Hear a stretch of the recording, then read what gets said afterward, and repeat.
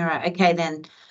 Thanks everyone for coming along to the tender briefing. I'm Georgie Townsend, Program Manager for Consultation at MLA.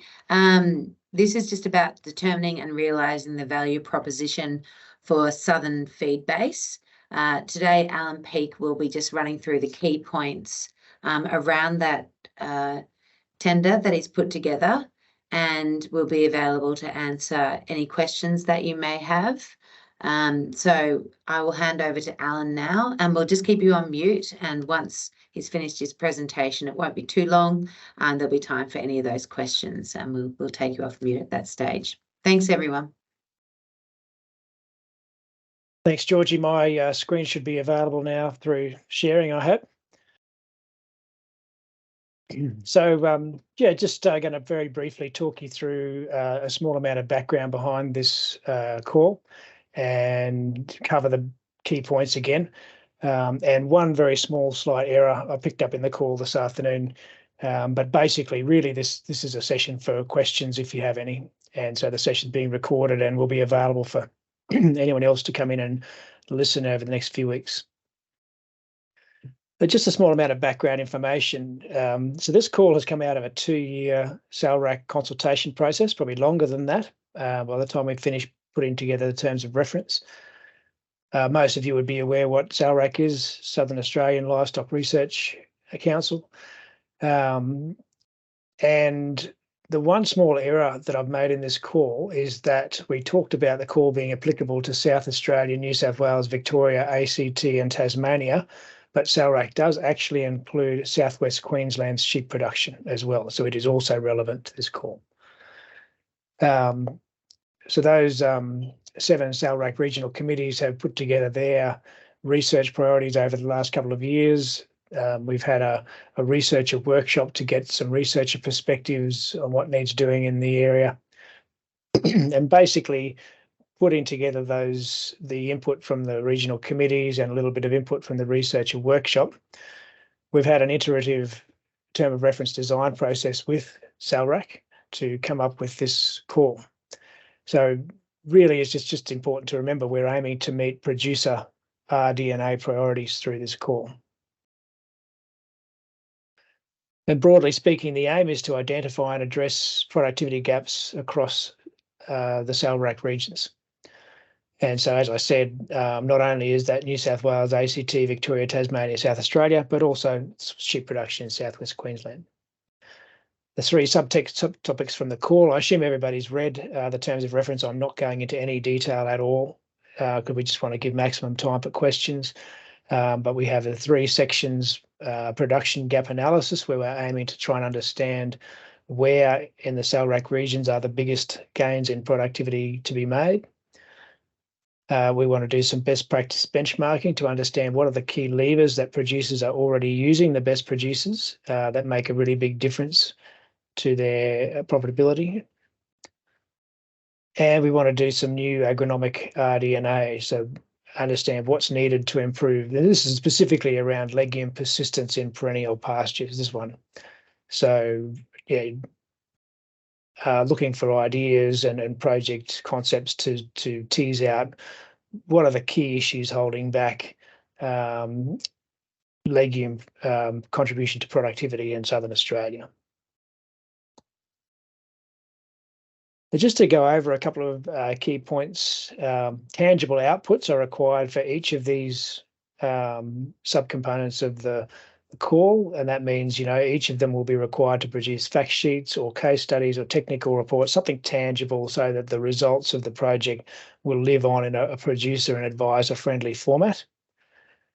But on top of that, the projects are expected to do extension and adoption activities, which are more than just those outputs. So, you know, producing fact sheets and case studies is certainly a valuable activity, but it's not enough for these particular projects that we're looking for. We're looking for advisor and producer training activities that will actually get adoption underway on the ground. So that might look like workshops or field days or demo sites or producer group interactions, and not limited to those 4 things.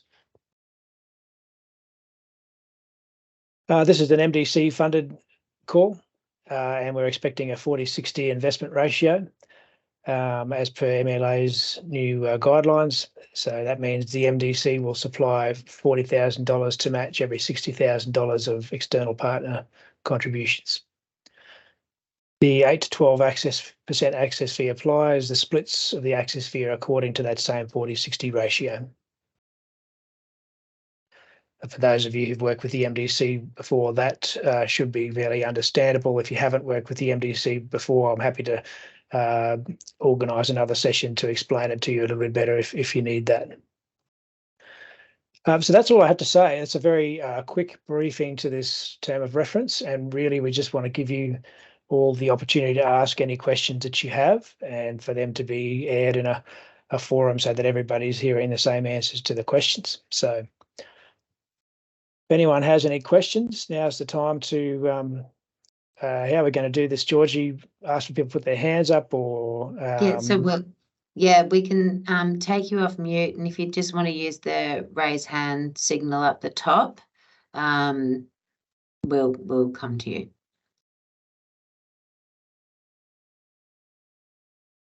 So are there any questions at all?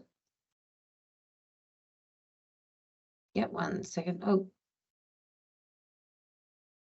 are you able to take Swana off mute? Hi, guys. Thanks, Alan, for the presentation. The question is, the 40-60 split, is it just cash or it includes cash and in-kind? So the MDC has fairly specific rules. Those rules are available on the MLA website. And it's a little bit of a difficult question to answer. So I'm getting some feedback for some reason. If you look at the MDC rules on the MLA website, some aspects of what we traditionally call in-kind are allowable contributions to the MDC, but they still have to be supplied as cash contributions through the MDC. But other aspects of in-kind are not, and that should be fairly clear from the MDC rules on the MLA website.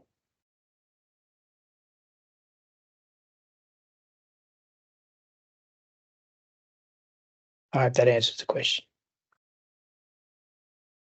Were there any other questions? Yeah, Alan? it did. Sorry, I just put it in chat that it did. Thanks. No problem.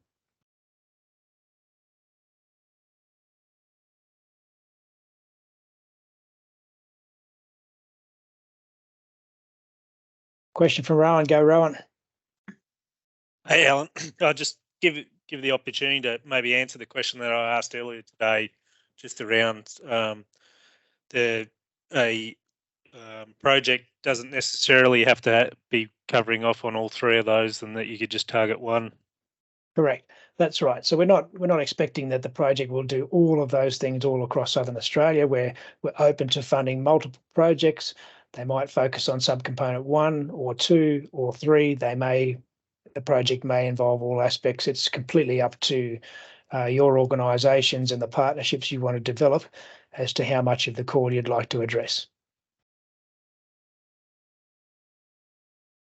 Thanks.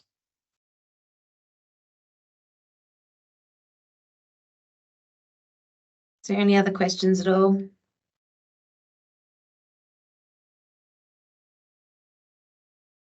So we have recorded this, and it will be available on the website in the next couple of days. So we'll aim to get that up there tomorrow.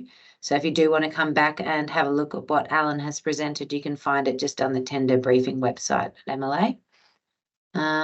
If there's no other questions, we'll call it there. Thanks for your time, everybody.